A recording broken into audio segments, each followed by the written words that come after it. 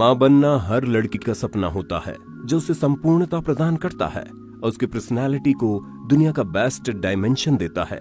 जैसे जैसे बच्चे के शरीर का विकास माँ के पेट में होता है, उसी तरीके से एक स्त्री के मन में रहने वाली लड़की का मन धीरे धीरे मातृत्व को ग्रहण करता जाता है। जिस दिन से कोई लड़की गर्भ धारण करती है, उसी दिन से उसके भीतर मातृत्व बीज रूप में स्थान ग्रहण करता है। आज के इस मॉडर्न एज में विज्ञान ने इतनी तरक्की कर ली है कि माँ के पेट में पल रहे बच्चे के हर एक पल की तस्वीरें उस तक पहुंचाई जा सकती है। भ्रूण के विकास के साथ ही मातृत्व का गुण भी विकसित होता चला जाता है और जिस दिन एक स्त्री किसी बच्चे को जन्म देती है, एक्चुअली उसी दिन उसके भीतर की माँ भी अपने संपूर्ण स्वरूप में जीवन जीने लगती है। हमारे आज के वीडियो में आप आखिर तक जरूर बने रहना। आइए जानते हैं बच्चे के साथ साथ माता के जन्म की कहानी। मासिक चक्र रुकने के साथ ही महिला को उसकी प्रेगनेंसी का एहसास होता है। इसके बाद वो अपने होने वाले बच्चे की कल्पना में खो जाती है। यहीं से शुरुआत होती है एक लड़की के भीतर मातृत्व के जन्म की। इस कहानी की शुरुआत होती है पुरुष के वीर्य और स्त्री के अंडे के मिलने से। प्रेगनेंसी के शुरुआती दिनों में इन दोनों के मिलने के साथ दुनिया में एक नन्ही सी जान के आने की शुरुआत होती है। स्त्री के गर्भ में पल रहे बच्चे की शारीरिक संरचना की भूमिका बनती है। भ्रूण अपने आरंभिक दिनों में पानी की एक थैली में रहता है। गर्भ में पल रहे इस बच्चे का आकार 0.6 सेंटीमीटर के बराबर होता है, लेकिन इस पहले माह के दौरान ही भ्रूण का विकास बड़ी तेजी से होता है। इसी दौरान भ्रूण के विकास में एक नया अध्याय की शुरुआत होती है, जो आने वाले कुछ हफ्तों में पूरी हो जाती है, और वो होती है बच्चे के लिंग का निर्धारण। भ्रूण जब 30 दिन का हो जाता है तो उसकी संरचना स्पष्ट नजर आने लगती है। रीढ़ की हड्डी दिखती है और शरीर के बाकी के अंग भी नजर आने लगते हैं। लेकिन इस दौरान इस बच्चे का विकास एक महिला के रूप में भी हो सकता है और एक पुरुष के रूप में भी। सैद्धांतिक रूप से बच्चे के लिंग का आधार क्रोमोसोम्स करते हैं। महिलाओं के पास केवल एक्स क्रोमोसोम होते हैं, जबकि पुरुषों के पास एक्स और वाई दोनों ही क्रोमोसोम्स होते हैं।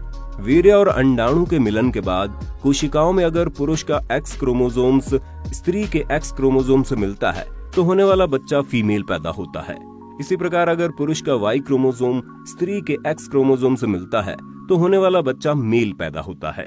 लेकिन गर्भ में पल रहे बच्चे के गुण के निर्धारण के लिए केवल इतना ही काफी नहीं होता। इसके अलावा जीन्स, हार्मोन्स के अलावा दूसरे कारण भी बच्चे के लिंग के निर्धारण में मुख्य भूमिका निभाते हैं। 6 या 7वें हफ्ते तक भ्रूण की लंबाई लगभग 1 सेंटीमीटर के करीब हो जाती है।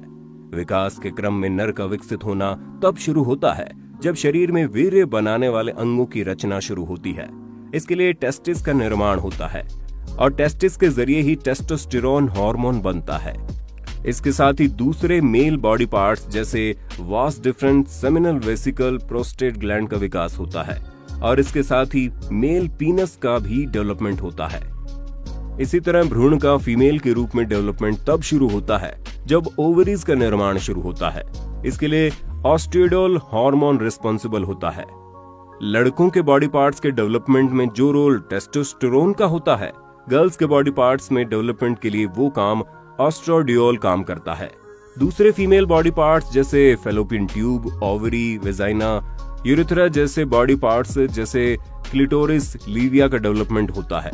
मेल फीमेल बनने के पहले भ्रूण का डिजाइन बिल्कुल एक जैसा होता है और बाद में हार्मोन और जीन्स ये डिसाइड करते हैं कि होने वाला बच्चा मेल होगा या फीमेल। लेकिन कई बार इसमें भी कुछ डिसऑर्डर हो जाते हैं। एंड्रोजन इनसेंसिटिव सिंड्रोम की वजह से होने वाला बच्चा इंटरसेक्स भी हो सकता है, यानी कि वो बच्चा ना तो पूरी तरह से मेल होगा ना ही फीमेल। उसमें दोनों ही क्वालिटी मौजूद रहेंगी। एक्स और वाई क्रोमोसोम होने के कारण टेस्टिस बनते हैं। साथ ही टेस्टोस्टेरोन का रिसाव होता है। मेल जननांग के बनने की प्रक्रिया शुरू होती है, लेकिन एंड्रोजन इनसेंसिटिव सिंड्रोम की वजह से मेल अंगों में कुछ ऐसी खराबी आ जाती है कि वो जीन्स के मैसेज को ठीक तरीके से समझ नहीं पाते और फीमेल ऑस्ट्रोडियोल हार्मोन से भारी पड़ जाता है। ऐसी कंडीशन में एक्स और वाई क्रोमोसोम्स होने के बावजूद भ्रूण का विकास फीमेल के रूप में होने लगता है। इस प्रकार फाइनली होने वाला बच्चा ना तो पूरी तरह से मेल होता है और ना ही फीमेल, वो इंटरसेक्स चाइल्ड होता है। इस प्रकार होने वाले बच्चे का लिंग निर्धारण नेचर करती है। इसमें अभी तक इंसान ने साइंस के जरिए कोई दखल नहीं दिया है। इसके बाद हम ले चलते हैं आपको बच्चे के सामान्य विकास की तरफ। दूसरे महीने में बच्चे का वजन लगभग 1 ग्राम होता है और उसकी लंबाई लगभग 3 सेंटीमीटर होती है। लेकिन इस दूसरे माह के दौरान बच्चा माँ को अपने पेट में एक मुलायम सी गांठ के रूप में महसूस होता है। यानी पहले माह में स्त्री अपने गर्भ में पल रहे बच्चे को महसूस करना शुरू कर देती है। बच्चे के शारीरिक अंगों का विकास होता है, जिसमें स्टमक, लीवर के साथ साथ उसकी ज्ञानेंद्रियां जैसे कान, आंख का विकास होता है। लेकिन आंखों की पलकें नहीं खुलती।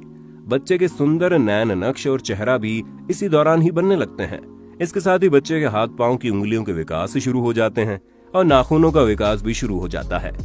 बच्चे के शरीर से आहार नाल जुड़ी होती है, जिसके जरिए वो माता के शरीर से अपना पोषण प्राप्त करता है। तीसरे महीने में बच्चे के गले का वोकल कॉर्ड तैयार हो जाता है। वो गर्दन को ऊपर उठाने लगता है, लेकिन महिला अपने गर्भ में मौजूद बच्चे की इस हरकत को अभी महसूस नहीं कर सकती। इसके अलावा बच्चे के शरीर के बाकी अंग तेजी से डेवलप होते हैं। हाथ पांव की उंगलियां और नाखूनों की बनावट तेजी से होती है। बच्चे की आंखें बन चुकी होती हैं, लेकिन पलकें नहीं खुलती। बात करते हैं चौथे महीने की। चौथे महीने में बच्चे का वजन लगभग 100 ग्राम होता है और लंबाई 18 सेंटीमीटर। बच्चे के शरीर की स्किन मोटी हो जाती है, सिर के बाल बनने लगते हैं। इसके साथ ही बाहों और पलकों के ऊपर के बाल भी बनने लगते हैं। माता के गर्भ में 5वें महीने के दौरान बच्चे की लंबाई लगभग 25 सेंटीमीटर हो जाती है और इसका वजन 250 से 450 ग्राम के बीच होता है। इस दौरान गर्भाशय में एक सफेद कलर का लिक्विड बच्चे के चारों ओर होता है, जो उसके लिए तकिए का काम करता है। ये बच्चे को अमीनो-ऑटिव पानी से बचाता है, साथ ही बाहर के झटकों से भी बच्चे को सिक्योर करता है। छठे महीने में माता को अपने पेट में बच्चे के पैरों की ठोकर का एहसास होता है, क्योंकि बच्चा माँ के पेट में अब हरकतें करने लगता है। उसकी आंखें खुलने लगती हैं, पलकें काम करने लगती हैं। इसी दौरान बच्चा रो भी सकता है और उसे हिचकियां भी आती है। उसकी स्किन का रंग लाल होता है, लेकिन स्किन पर झुर्रियां होती है। गर्भावस्था के 7वें महीने में बच्चा लगभग 32 से 42 सेंटीमीटर लंबाई का हो जाता है और उसका वजन 1100 से 1350 ग्राम के करीब हो जाता है। अपने हाथ का अंगूठा चूसने लगता है और उसके दिल की धड़कन सुनी जा सकती है। 8वें महीने में बच्चे की आंखें खुलने लगती है और बच्चा सोने और जागने लगता है। गर्भावस्था का ये समय महिलाओं के लिए जरा कठिन होता है, क्योंकि इस दौरान उन्हें विशेष देखभाल की जरूरत पड़ती है। इस दौरान बच्चे की हलचल साफ महसूस होती है और बच्चे का वजन 2300 ग्राम के आसपास हो सकता है, जबकि इसकी लंबाई लगभग 45 सेंटीमीटर की होती है। इस दौरान बच्चे की पेट में हलचल तेज हो जाती है। बात करते हैं 9वें महीने की। अब ये वो समय होता है जब माता के गर्भ में रहने वाले बच्चे का सिर नीचे की तरफ होता है और पैर ऊपर की तरफ। ये भी प्रकृति का एक कमाल ही है, क्योंकि अगर इस दौरान बच्चा ज्यादा हरकत करता है तो माता को तकलीफ ज्यादा होती है। बच्चे की लंबाई 50 सेंटीमीटर हो जाती है और उसका वजन लगभग 3200 ग्राम के करीब हो जाता है। ये वो समय होता है जब बच्चे का जन्म होने वाला होता है। 9वें महीने के दौरान महिला को पेट में दर्द होता है और इसके बाद उसे अस्पताल ले जाया जाता है, जहां डॉक्टर बच्चे के प्रसव को पूर्ण करवाते हैं। दोस्तों, उम्मीद करते हैं वीडियो आपके लिए इंफॉर्मेटिव रहा होगा। आपका इस वीडियो के बारे में क्या ख्याल है, हमें कमेंट बॉक्स में लिखना जरूर। और जल्दी मिलते हैं नए वीडियो में। जय हिंद, जय भारत, वंदे मातरम।